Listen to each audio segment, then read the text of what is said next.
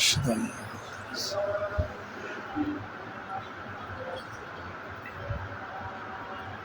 أشهد أن محمد لا حول ولا قوة لا حول ولا قوة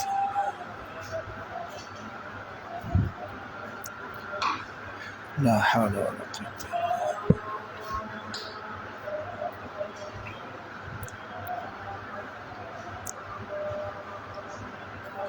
الله أكبر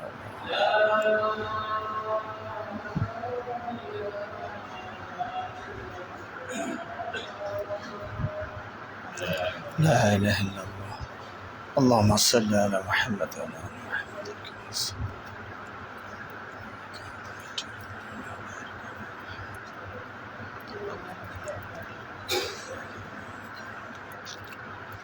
اللهم رب هذه الدعوة التامة والصلاة القائمة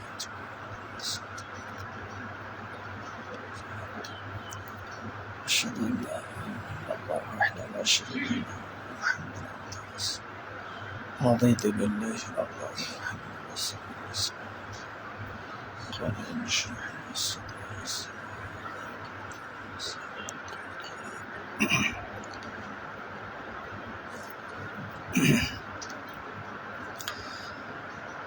إن الحمد لله نحمده ونستعينه ونستغفره ونؤمن به ونتوكل عليه ونعوذ بالله من شرور أنفسنا ومن سيئات أعمالنا من يهده الله فلا مضل له ومن يضلل فلا هادي له وأشهد أن لا إله إلا الله وحده لا شريك له وأشهد أن محمدًا عبده ورسوله أما بعد فأعوذ بالله من الشيطان الرجيم بسم الله الرحمن الرحيم قل يا عبادي الذين أسرفوا على أنفسهم لا تقنطوا من رحمة الله إن الله يغفر الذنوب جميعا إنه هو الغفور الرحيم عن أبي هريرة رضي الله تعالى عنه قال قال رسول الله صلى الله عليه وسلم الله إني لأستغفر الله في اليوم أكثر من 70 مرة رواه البخاري الحمد لله সমস্ত প্রশংসা যাবতীয় গুণগান মহান আল্লাহ সুবহানাহু ওয়া তাআলার জন্য যিনি আমাদেরকে মানব জাতি হিসাবে এই ধরাধামে এই ভূপৃষ্ঠে এই বসুন্ধরায় এই পৃথিবীতে প্রেরণ করেছেন সে রব্বুল আলামিনের কৃতজ্ঞতা এবং শুকরিয়া জানাচ্ছি আলহামদুলিল্লাহ। সালাত এবং সালাম শান্তির ধারা বর্ষিত হোক আমাদের প্রিয় নবী বিশ্বনবী সর্বশেষ ও সর্বশ্রেষ্ঠ নবী নবী মুহাম্মদুর রাসূলুল্লাহ সাল্লাল্লাহু আলাইহি ওয়াসাল্লামের প্রতি। সমবেত সম্মানিত মুসল্লিবৃন্দ, আজকের এই পবিত্র খুতবায় আমি আপনাদের সামনে যে বিষয় নিয়ে আলোচনা করার ইচ্ছা পোষণ করি সেটি হচ্ছে আল্লাহর পথে ফিরে আসা। আসলে আল্লাহ বলতে আমরা কাকে বুঝাই? আল্লাহ হচ্ছেন তিনি যিনি আমাকে এবং আপনাকে সৃষ্টি করেছেন। শুধু আমাকে এবং আপনাকেই নয়, আপনি যা কিছু দেখতে পাচ্ছেন আর যা কিছু দেখতে পাচ্ছেন না, তথা সৃষ্টি জগতে যা কিছু আছে দৃশ্য আর অদৃশ্য, এই সব কিছুর একমাত্র স্রষ্টা সৃষ্টিকারী হচ্ছেন আল্লাহ সুবহানাহু ওয়া তাআলা। সৃষ্টির দুটো অর্থে ব্যবহৃত হয়। একটি হচ্ছে আবিষ্কার। আবিষ্কারটা পূর্ব নমুনার মাধ্যমে সৃষ্টি করা হয়। যেমন ধরুন, মানুষকে আল্লাহ রাব্বুল আলামিন মাটি হতে সৃষ্টি করেছেন। এটা এক রকমের সৃষ্টি, যেটাকে আবিষ্কার আমরা বলতে পারি।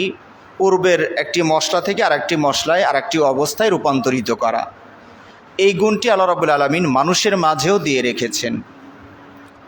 মানুষও এক রূপ থেকে আরেক রূপে আনতে পারছে। এটা আল্লাহ প্রদত্ত জ্ঞান, দক্ষতা, যোগ্যতা এবং ক্ষমতা।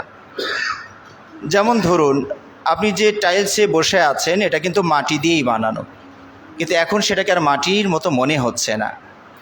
আপনি যে জামাটা পরেছেন সেটাও কিন্তু মাটি থেকেই আসা, কিন্তু এখন আর এটা মাটি মনে হচ্ছে না। হয়তো মাটি থেকে আসা মানে ওই তো মাটি থেকে গাছটা হলো, গাছে তুলাটা ধরলো, এরপরে মানুষ সেখান থেকে তুলাটা নিয়ে হেরফের করে সংযোজন বিয়োজন করে এক রূপ থেকে আরেক রূপে নিয়ে আসতে পেরেছে। এখন আমরা সুন্দর জামা হিসাবে ব্যবহার করছি। তাহলে এই গুণটি মানুষের মাঝে আল্লাহ দিয়ে রেখেছেন। এক রূপ থেকে আরেক রূপে নেওয়ার ক্ষমতা, যোগ্যতা আল্লাহ মানুষকে দিয়েছেন। সৃষ্টির আরেকটি অর্থ, যেটা হচ্ছে সৃষ্টির প্রকৃত অর্থ, সেটা হলো বিনে নমুনায় কোনো কিছু সৃষ্টি করা। অর্থাৎ পূর্ব কোনো উপাদান, উপকরণ, মশলা ছাড়াই যিনি কোনো কিছু তৈরি করতে পারেন, সেটা হচ্ছে আসল সৃষ্টি। যেমন আল্লাহ রাব্বুল আলামিন যখন পানি তৈরি করতে চেয়েছেন, তখন পূর্ব মশলা কি ছিল? কোনো মশলার প্রয়োজন হয়নি।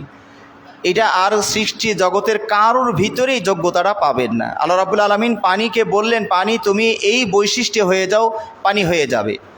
এ কথা পানি বলবে না যে আল্লাহ হব তো, কিন্তু আমাকে মাল মশলা দেন, কার্বন ডাই অক্সাইড দেন, হাইড্রোজেন দেন, এটা দেন, সেটা দেন না। মাটি হয়ে যাবে, কোনো পূর্ব উপকরণ মশলার প্রয়োজন হবে না।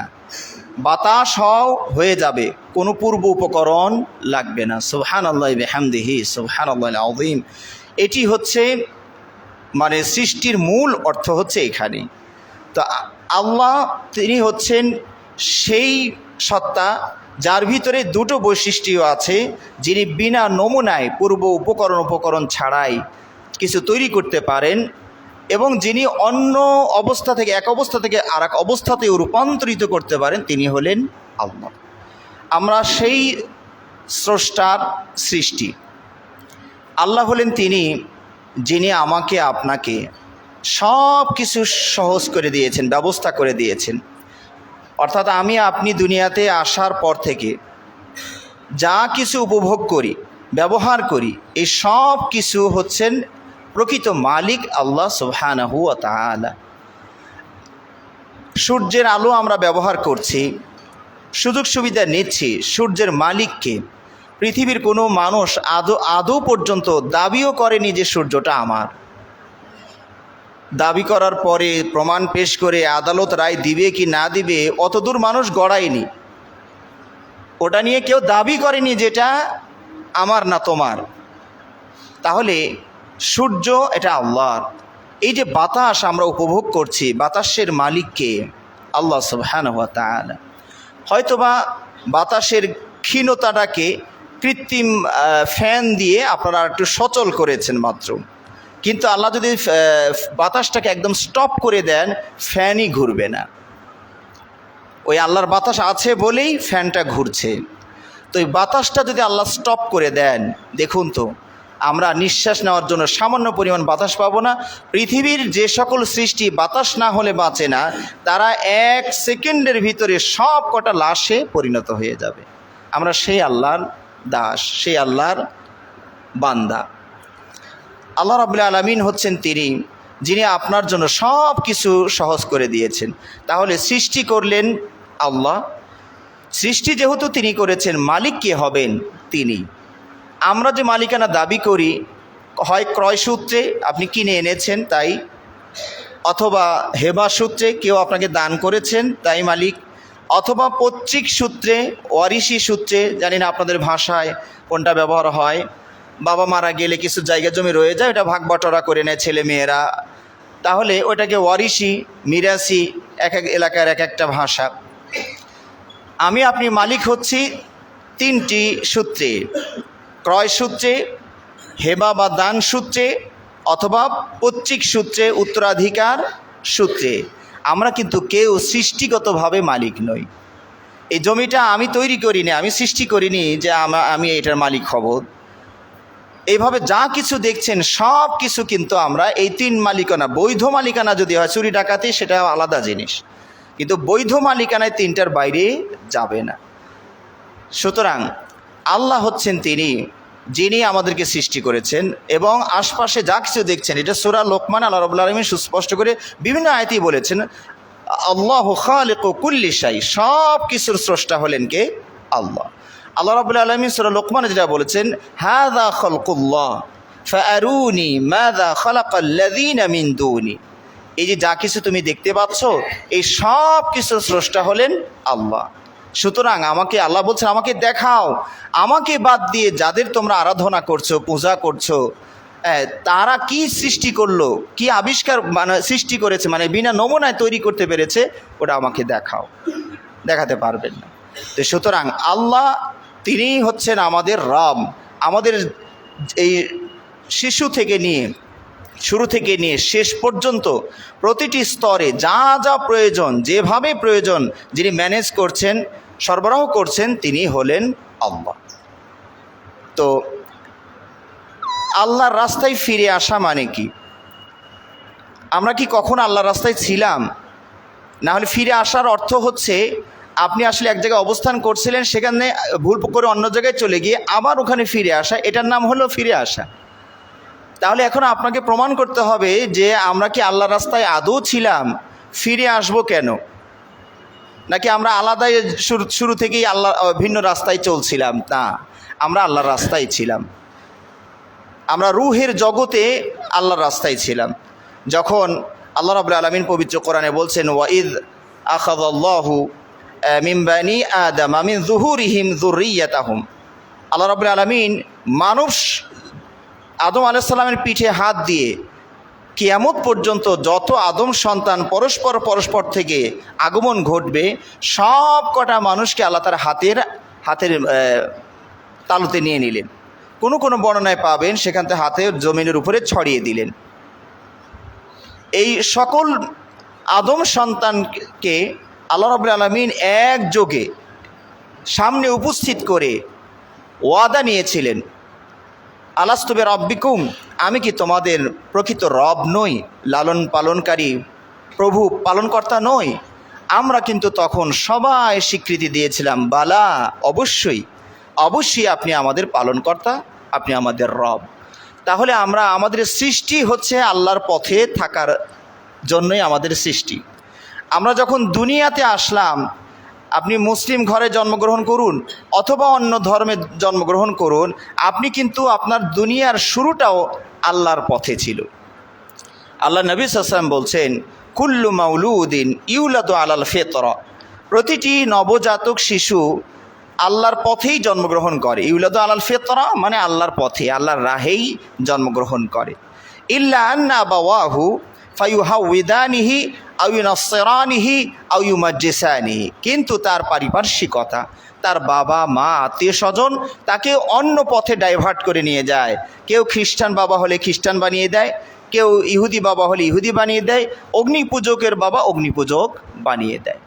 তাহলে বোঝা গেল যে আমাদের দুনিয়ার আগমনটাও আমরা আল্লাহর পথেই ছিলাম। আমরা যারা মুসলিম, আলহামদুলিল্লাহ, এটা আল্লাহ রাব্বুল আলামিনের কত বড় অনুগ্রহ আপনার আমার প্রতি, যে আল্লাহ রাব্বুল আলামিন আমাদেরকে মুসলিম ঘরে জন্ম দিয়ে এখন পর্যন্ত মুসলিম অবস্থায় রেখেছেন।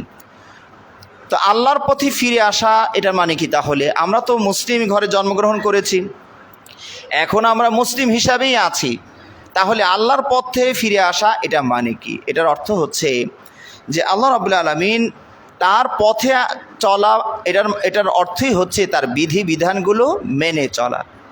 দেখা যাবে আল্লাহ রাব্বুল আলামিনের যদি 500টি বিধান আপনাকে দিয়ে থাকেন, তো দেখা যাবে যে আমি হয়তোবা 10% বা 5% মেনে চলছি, বাকিগুলো আমরা মানতে পারছি না। তার মানে এই সকল ক্ষেত্রে আমরা আল্লাহর রাস্তা থেকে সরে গিয়েছি। প্রত্যেকের জীবনে যদি আপনি ইসলামটাকে ভালো করে পড়াশোনা করে নেন, কি করা উচিত আপনার, কি করা উচিত নয়, এই হ্যাঁ আর না, ইতিবাচক আর নেতিবাচক দুটো নিয়ম যদি আপনি জেনে নেন, তাহলে নিজেই আপনি বুঝতে পারবেন যে এখনও আপনি আল্লাহর রাস্তায় কত পার্সেন্ট আছেন আর কত পার্সেন্ট সরে গিয়েছেন। তাহলে এটাই হচ্ছে অর্থ আল্লাহর রাস্তায় ফিরে আসা। দেখুন, আদম আলাইহিস সালাতু ওয়াস সালাম জান্নাতে ছিলেন, সব কথাই তো আল্লাহর মেনে চলছিলেন। শুধুমাত্র একটি কথা আল্লাহ বলছেন, এই গাছের কাছে তুমি যাবে না। সেই একটি কথা, সেটাও শয়তানের ওয়াসওয়াসায়, ষড়যন্ত্রে, কুমন্ত্রণায় আদম আলাইহিস সালাতু ওয়াস সালাম ভুলটা করে ফেললেন। এরপরে তারা তাওবাও, এই যে তাওবা মানে কি, ফিরে আসা। একটা পয়েন্টে আদম আলাইহিস সালামের পদচ্যুতি হয়েছে, পথ সরে গিয়েছে আল্লাহর রাস্তা থেকে। সেখান থেকে আবার আদম আল্লাহর রাস্তায় পুরোপুরি ফিরে আসলেন। এটার নামই হচ্ছে ফিরে আসা। অর্থাৎ আল্লাহ আপনাকে যেটা করতে বলেছেন আপনি সেটা করেননি, তার মানে আপনি আল্লাহর রাস্তা থেকে ওই বিধানে সরে গিয়েছেন। আবার আল্লাহ আপনাকে যেটা করতে মানা করেছেন সেটা আপনি করছেন, তার মানে এই পয়েন্টে, এই বিধানে আপনি আল্লাহর রাস্তা থেকে সরে এসেছেন। তাহলে কি করতে হবে? আবার ফিরে আসতে হবে। কোরআনে সবচেয়ে আশাব্যঞ্জক যে আয়াতটি, সেটি আমরা খুতবার শুরুতে পাঠ করেছি। আল্লাহ রাব্বুল আলামিন বলছেন, কুল ইয়া ইবাদিয়াল্লাযীনা আসরাফু লা তাকনাতু মির রাহমাতিল্লাহ। আল্লাহ রাব্বুল আলামিন বলছেন যে, হে নবী, আপনি আমার ওই সকল বান্দাদেরকে বলুন, কুল ইয়া ইবাদিয়াল্লাযীনা আসরাফু, হে আমার বান্দারা। কোন বান্দাদেরকে ডাক দিয়েছেন আল্লাহ রাব্বুল আলামিন? যারা নিজেদের প্রতি অত্যাচার করেছে, জুলুম করেছে, আল্লাহর বিধান যথাযথভাবে মেনে চলেনি, সেই সকল পদচ্যুত, পথভোলা, গোমরা, পাপী মানুষগুলোকে আল্লাহ রাব্বুল আলামিন ডাক দিয়েছে। সাধারণত আমাদের মানুষের হিসাবে যে চরিত্রটা বিরাজ করে, যারা আপনার কথা শোনে তাদেরকে আপনি ডাকেন, সম্বোধন করেন, ভাই আসেন চা খাই, বিস্কুট খাই। যে আপনার কথা শোনে না তাকে কিন্তু আপনি ওইভাবে আদর করে ডাক দেব, ও বাদ দাও তো, ও তো আমার কথা মতোই চলে না, ওরে আবার কি ডাকবো, কি চা বিস্কুট খাওয়াবো। কিন্তু আল্লাহ রাব্বুল আলামিন কত বড় উদার, যে যারা আল্লাহর পথের বাইরে চলছেন তাদেরকে আল্লাহ রাব্বুল আলামিন এখানে ডাক দিয়েছেন, তাও ইয়া ইবাদিয়া, হে আমার বান্দারা বলে। তোমরা আমারই তো লোক, তোমরা আমার রাস্তা থেকে সরে গিয়েছো, তাই আল্লাহ রাব্বুল আলামিন মায়া দিয়ে ডাকছেন, কুল ইয়া ইবাদিয়াল্লাযীনা আসরাফু, হে আমার ওই সকল বান্দারা যারা নিজেদের উপরে ভুল করেছো। বলছেন কি, লা তাকনাতু মির রাহমাতিল্লাহ, তোমরা আমার রহম হতে নিরাশ হইও না। ইন্নাল্লাহা ইয়াগফিরুয যুনুবা জামিআ, তোমাদের সকল গুনাহ ক্ষমা করে দিতে আল্লাহ সক্ষম। সুবহানাল্লাহি বিহামদিহি, সুবহানাল্লাহিল আযীম, ইন্নাহু হুয়াল গফুরুর রহিম। তাহলে এখানে দেখুন, পাপিষ্ঠ বান্দা যারা, জীবন চলার পথে দুনিয়াতে আসার পরে আপনার আমার ভুল হওয়াটা অস্বাভাবিক কিছু নয়। আল্লাহ নবী সাল্লাল্লাহু আলাইহি ওয়াসাল্লাম হাদিসে বলেছেন, কুল্লু বানি আদম খাত্তা, আদম সন্তানের সবাই ভুলকারী, সবাই ভুল করে, এটাই স্বাভাবিক। তবে খায়রুল খাত্তাইন আত-তাওয়াবুন, শ্রেষ্ঠ ভুলকারী তারা যারা আবার ফিরে আসে। বোঝা গেল কি, ভুল হওয়াটা অত বড় অপরাধ নয়, ফিরে না আসা যত বড় অপরাধ। ভুল আপনার হবেই, বরং আল্লাহ নবী সাল্লাল্লাহু আলাইহি ওয়াসাল্লামের হাদিসটি আমি আজও পড়েছি আপনাদের এখানে আসার আগে। আল্লাহ নবী সাল্লাল্লাহু আলাইহি ওয়াসাল্লাম বলছেন, লাউলা আনতুম তুযনিবুন, তোমরা যদি গুনাহ না করতে, ভুল না করতে, লা যাহাবাল্লাহু বিকুম, তাহলে আল্লাহ তোমাদেরকে এখান থেকে সরিয়ে নিতেন, তোমাদেরকে এখানে আল্লাহ রাখতেন না। এবং আল্লাহ রাব্বুল আলামিন এমন একটা জাতিকে এই দুনিয়াতে নিয়ে আসতেন যারা ভুল করবে আবার আল্লাহর কাছে মাপ চাবে। সুবহানাল্লাহি বিহামদিহি সুবহানাল্লাহ। তাহলে বোঝা গেল কি, আপনি ভুল করেছেন, নিরাশ হওয়ার কিছু নাই, ভুল হয়েই থাকে, হতেই পারে, ফিরে আসাটাই হলো যোগ্যতা। তো আল্লাহ নবী সাল্লাল্লাহু আলাইহি ওয়াসাল্লাম হাদিসে বলছেন, ইন্নাল্লাহা ইয়াবসুতু ইয়াদাহু বিল্লাইলি লিয়াতুবা মুসিউন নাহার। আল্লাহ রাব্বুল আলামিন দিনের বেলা তার স্বীয় হস্তদ্বয় হাতকে সম্প্রসারিত করেন, বিছিয়ে দেন। কেন? যাতে করে রাত্রিবেলায় যারা অন্যায় করেছে, ভুল করেছে, ওরা যেন আর দিনের বেলায় ফিরে আসে। সুবহানাল্লাহি বিহামদিহি সুবহানাল্লাহ। আবার রাত্রিবেলায় আল্লাহ হাতটাকে সম্প্রসারিত করেন যাতে করে দিনের বেলা যারা ভুল করেছে রাত্রিবেলায় যেন তারা ফিরে আসে। আল্লাহ রাব্বুল আলামিন, আল্লাহ নবী সাল্লাল্লাহু আলাইহি ওয়াসাল্লাম একজন বান্দার ব্যাপারে বলছেন যে সেই বান্দা আল্লাহকে ডাক দিয়ে বলছেন, রাব্বি ইন্নী আযনাবতু যামবান। পালনকর্তা, আমি তো একটা গুনাহ করে ফেললাম, আমি তো একটা ভুল করে ফেললাম, ফাগফিরলি, তো আপনি আমাকে মাফ করে দেন। আল্লাহ রাব্বুল আলামিন তখন বলেন, আলিমা আবদি, আমার বান্দা কি এইটুক জ্ঞান অর্জন করতে পেরেছে যে তার একজন রব আছেন, মালিক আছেন, যিনি ইচ্ছা করলে ক্ষমা করতে পারেন, ইচ্ছা করলে শাস্তি দিতে পারেন। এটাও জেনেই তো মাপটা চেয়েছে আল্লাহর কাছে। তাহলে আল্লাহ রাব্বুল আলামিন বলেন যে আমার এই বান্দা কি এটা বুঝে ফেললো যে আমার একজন রব আছেন, মালিক আছেন, যিনি আমার বিরুদ্ধে অ্যাকশনও নিতে পারেন, আবার আমার বিরুদ্ধে আমাকে ক্ষমাও করে দিতে পারেন। আল্লাহ রাব্বুল আলামিন এইটুক অনুভূতি থাকার কারণে আল্লাহ বলছেন আমি ওকে মাফ করে দিলাম। সুবহানাল্লাহ। কিছুদিন যেতে না যেতেই ওই লোকটাই আর একটা অপরাধ করে ফেলেছে, আবার আল্লাহকে ডাক দিয়ে বলছে, রব্বি ইন্নী আযনাবতু যামবান। আল্লাহ, আমি তো আর একটা অপরাধ করে ফেললাম।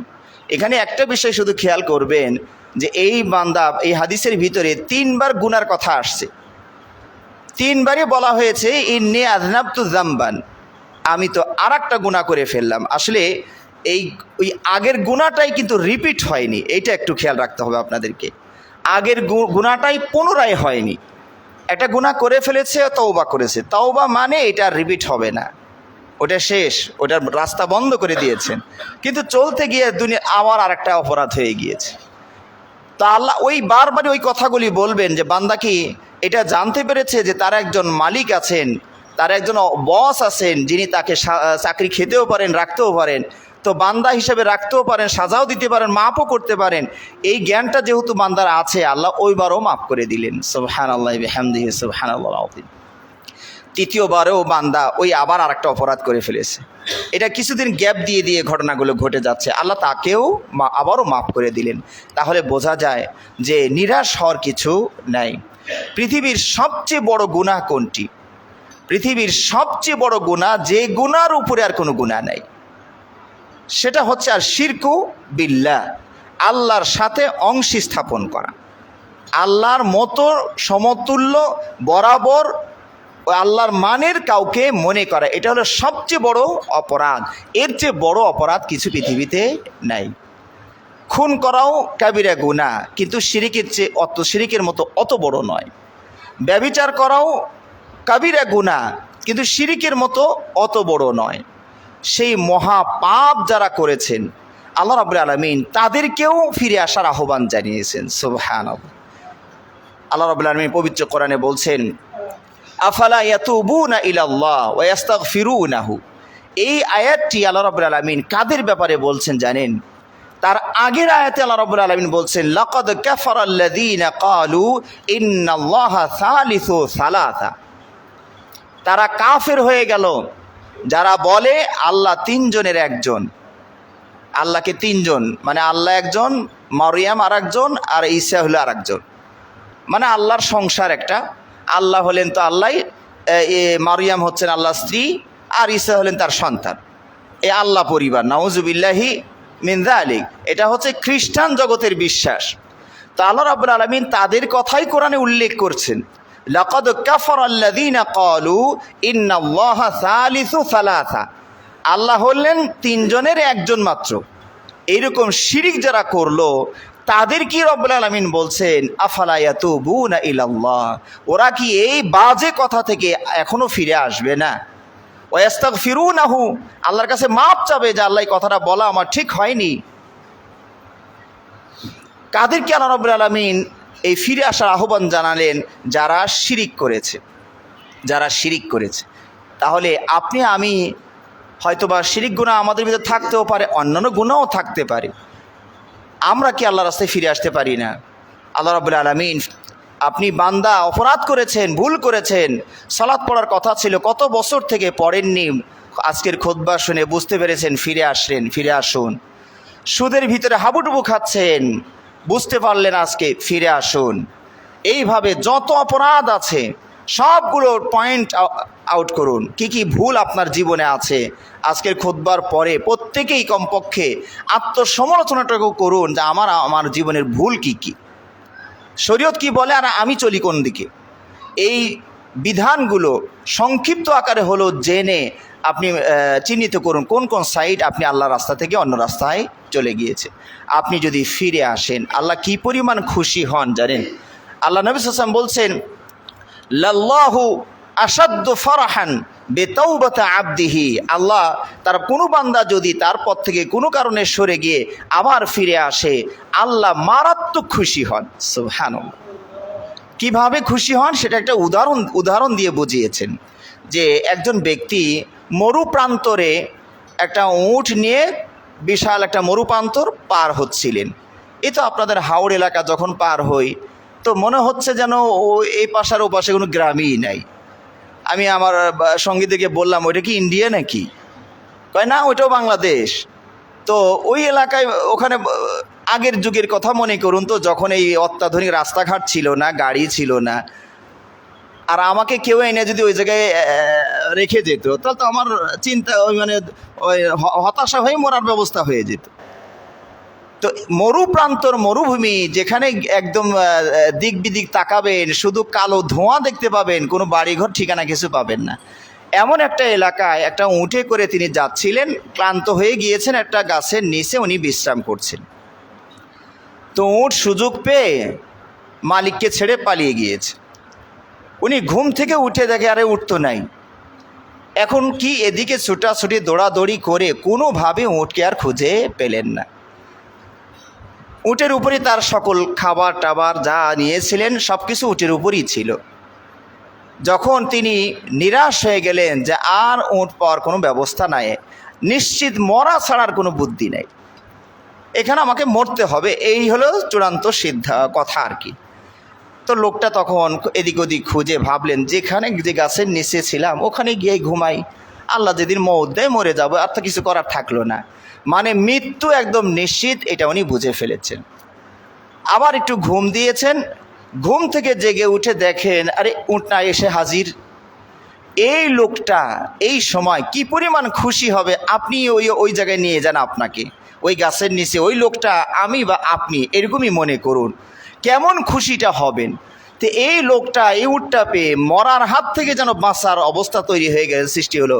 তখন তিনি অতি আনন্দে একটা ভুল করে ফেলেছিলেন, আল্লাহুম্মা আনতা আবদি ওয়া আনা রব্বুক, মানে আল্লাহকে ধন্যবাদ দিতে গিয়ে উল্টা বলে ফেলেছেন যে হে আল্লাহ আপনি আমার বান্দা, আমি আপনার আল্লাহ, আমি আপনার রব। বলা দরকার ছিল হে আল্লাহ আপনি আমার রব, আমি আপনার বান্দা। কিন্তু অতি আনন্দে কি বলবে হারিয়ে ফেলে আল্লাহুম্মা আনতা আবদি ওয়া আনা রব্বুকা, আল্লাহ আপনি আমার বান্দা, আমি আপনার রব, উল্টা বলে ফেলেছে। দেখেন এই লোককেও আল্লাহ ক্ষমা করে দিয়েছেন, ভুলে বলেছে তো ক্ষমা করে দিয়েছেন। এই লোকটা মৃত্যুর হাত থেকে বেঁচে যেতে যে পরিমাণ খুশি আর আনন্দিত হয়েছে, একজন ভুল পথে চলা বান্দা যদি ফিরে আসে আল্লাহ তার চেয়েও বেশি খুশি হন। সুবহানাল্লাহি বিহামদিহি সুবহানাল্লাহিল আযীম। সম্মানিত ভাইয়েরা, নিরাশ হওয়া যাবে না। ওই হাদিসটি আপনাদেরকে স্মরণ করিয়ে দেই। আল্লাহ নবী সাল্লাল্লাহু আলাইহি ওয়াসাল্লাম বলছেন, বনী ইসরাইলের একজন লোকের কথা বলছেন যে সেই লোকটা 99টা মানুষকে খুন করেছে, এটা ডাকাত, খুনি। এই 99টা মানুষ খুন করার পর আল্লাহর অনুভূতি তার ভিতরে জেগেছে যে আমি কি করলাম, এতগুলো মানুষকে মেরে ফেললাম, আমার কি আল্লাহর রাস্তায় ফিরে আসার আর কোনো ব্যবস্থা নাই? তো মানুষজনকে জিজ্ঞেস করে যে এই ব্যাপারে আমাকে একটু সুরাহা করে সমাধান দিতে পারে, ফতুয়া দিতে পারে, এরকম কেউ আছেন? তো ভুলবশত মানুষের একজন আবেদের কথা বললেন যে হ্যাঁ উনি একজন আবেদ মানুষ, ওনার কাছে যান, আমরা কিছু বলতে পারি না, উনি একজন আবেদ মানুষ, আল্লাহওয়ালা মানুষ, ওনার কাছে যান, উনি হয়তো একটা সমাধান আপনাকে করে দিবে। তো উনি ওনার কাছে গিয়ে বললেন যে বলেন তো, আমি এতগুলো খুন করেছি, আমার কি কোনো তওবার ব্যবস্থা আছে? তখন ওই লোকটার এলেম না থাকার কারণে সে নাকচ করে দিয়েছে, কয় না, এটার কোনো সুযোগই তো নাই, তুমি এতগুলো মানুষ খুন করে এখন আবার তওবা করতে চাও, এটার কোনো ব্যবস্থা নেই। তার ওই যে ধর্মীয় জ্ঞান তার ভিতরে ছিল না। সে ইবাদত বন্দেগী করেছে নিজের জন্য, কিন্তু ধর্মীয় জ্ঞান তার ভিতরে ছিল না। তখন এই লোকটা রাগের মাথায় ওটারও মেরে ফেলছে, জবাই করছে, ক্ষমা নাই, তাহলে তোমারে রেখে আর লাভ কি, আর ভেজাল রেখেও লাভ নাই, 99 হয়ে আছে, 100 পুড়িয়েই দিই। তো ওটারও মারছে। তারপরও মনের ভিতরে ধাক্কা, মানে জোয়ার আসছে, এটা কোনো ব্যবস্থা নাই। আবার মানুষকে জিজ্ঞেস করে, ভাই কোনো জাননেওয়ালা মানুষ আছে নাকি যারা আমার এই বিষয়টা একটু সমাধান করে দিবে?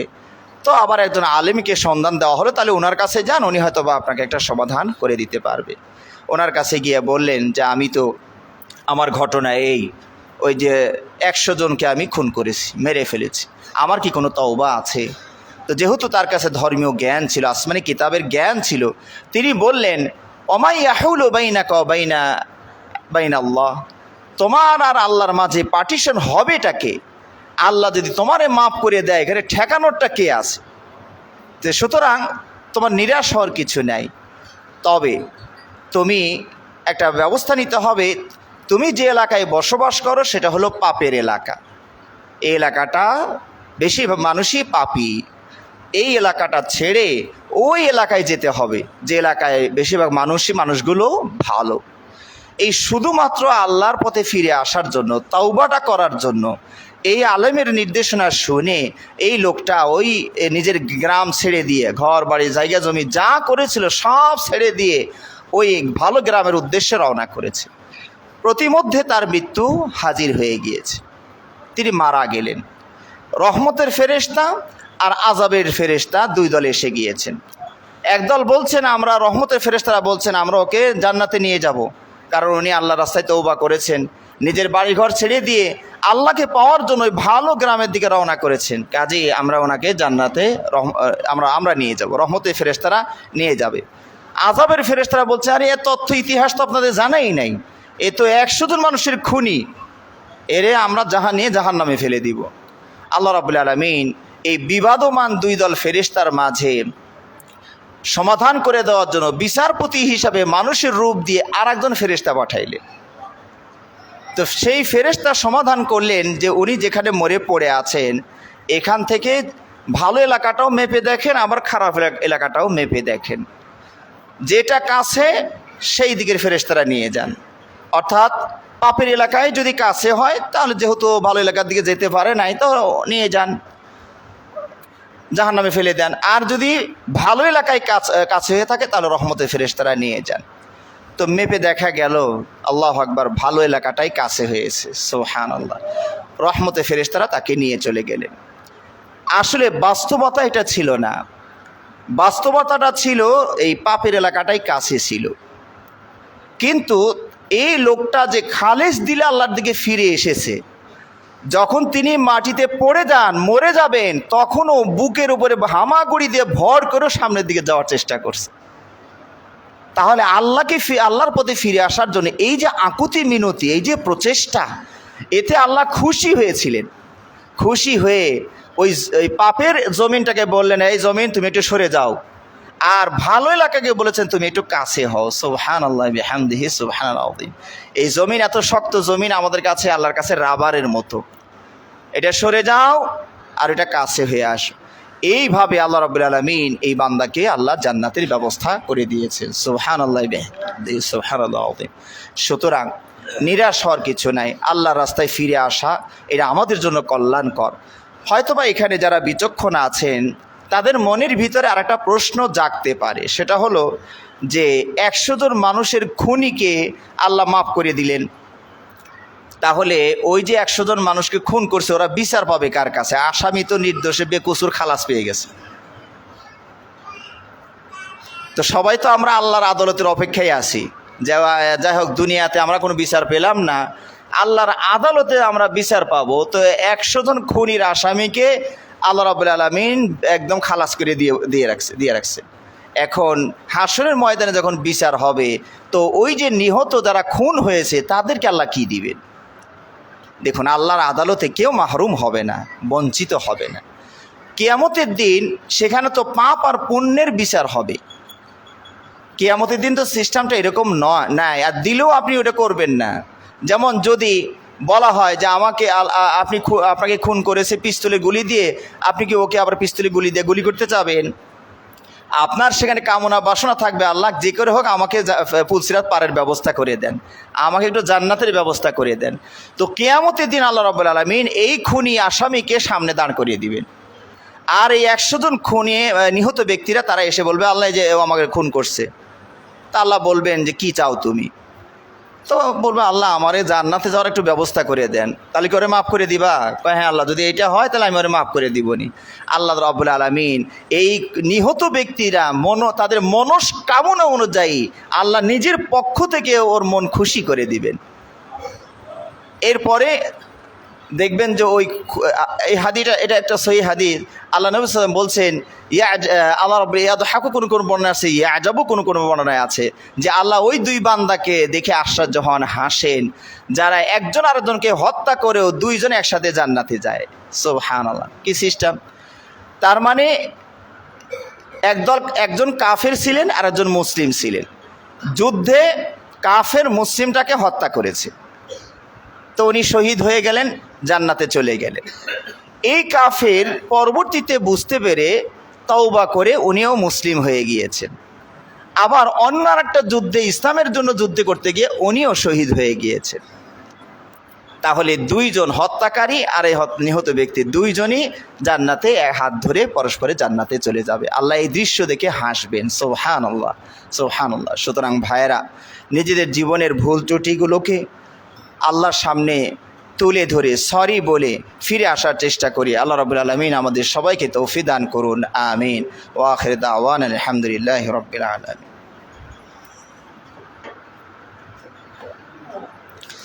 ইন্নাল হামদুলিল্লাহি ওয়াহদা ওয়াসসালাতু ওয়াসসালামু আলা মান লা নাবিয়্যা বা'দা ওয়া আলা আলিহি ওয়া আসহাবিহি ওয়া মান তাবি'আহুম বিইহসানিন ইলা ইয়াউমিদ্দিন, আম্মা বা'দ। সম্মানিত ভাইরা, আমরা যে কথাটি আজকে আপনাদেরকে বোঝানোর চেষ্টা করলাম যে কোনো একটা ক্ষেত্রে যে কোনো একটা পাপ, সেটা সলাৎ না পড়াও যেমন একটা পাপ। হয়তো এই পাপ থেকে আপনি তওবা করতে চাচ্ছেন।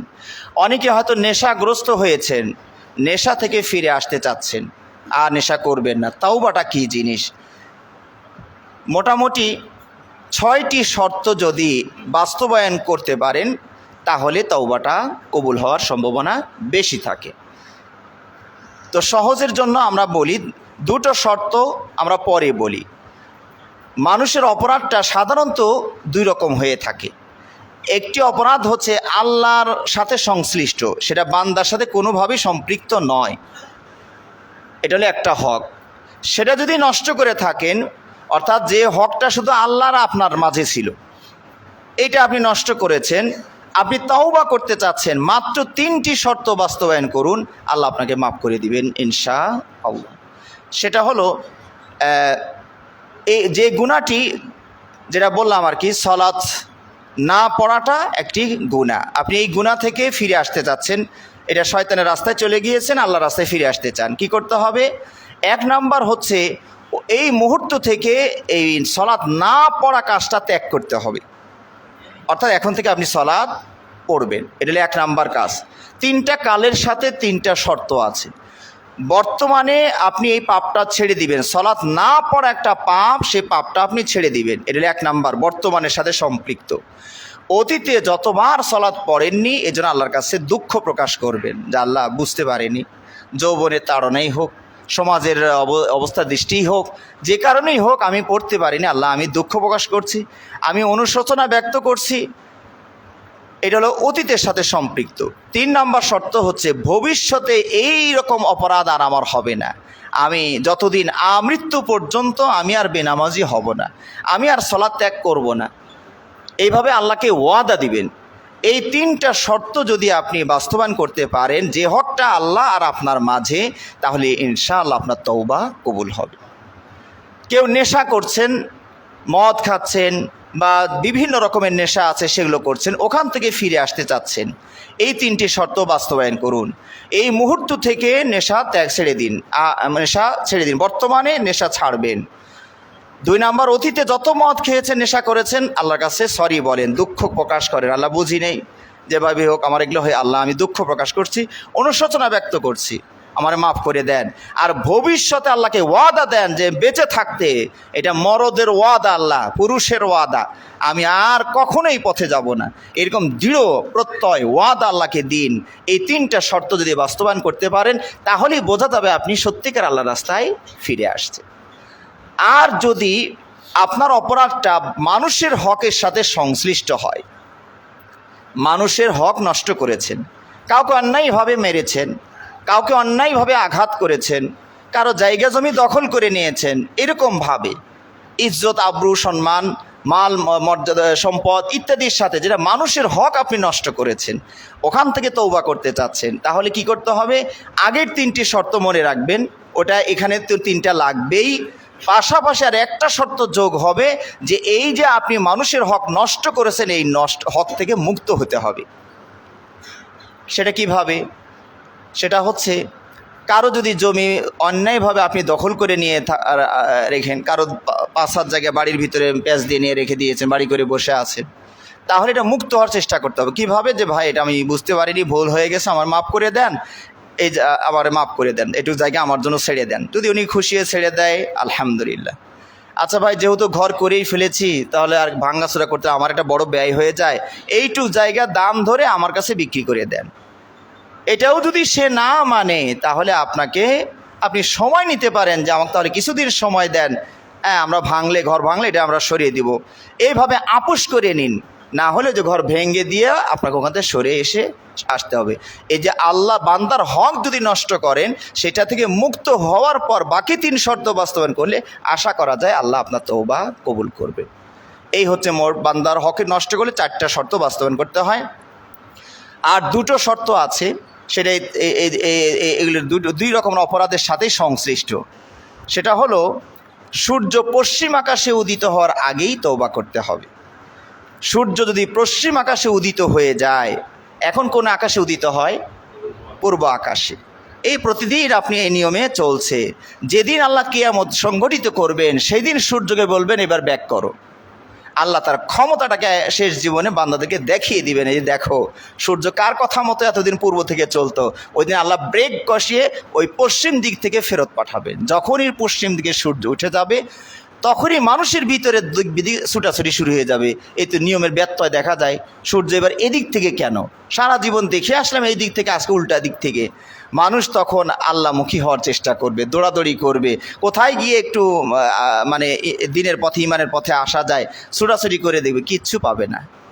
ওই দিন তওবা করেও কোনো কাজ হবে না, ওই তওবা আল্লাহ কবুল করবেন না, আল্লাহ তওবার দরজা বন্ধ করে দেন, ক্লোজড।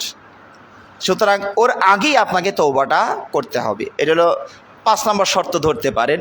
6 নম্বর শর্তটা হচ্ছে, গড়গড়া শুরু হওয়ার আগেই তওবা করতে হবে। হয়তোবা এই যে 5 নম্বর যে শর্তটি বললাম,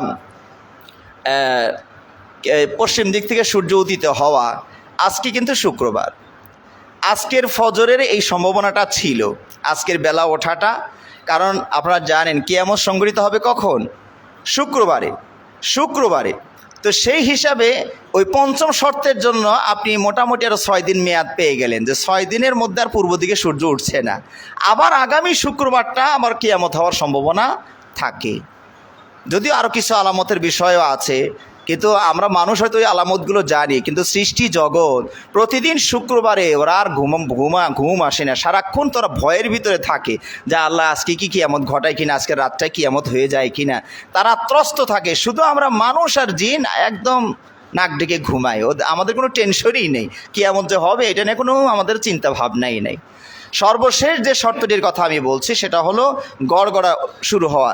এখন এই গড়গড়া শুরু হওয়ার জন্য কার কতটুকু টাইম আছে, এটা কে বলতে পারেন?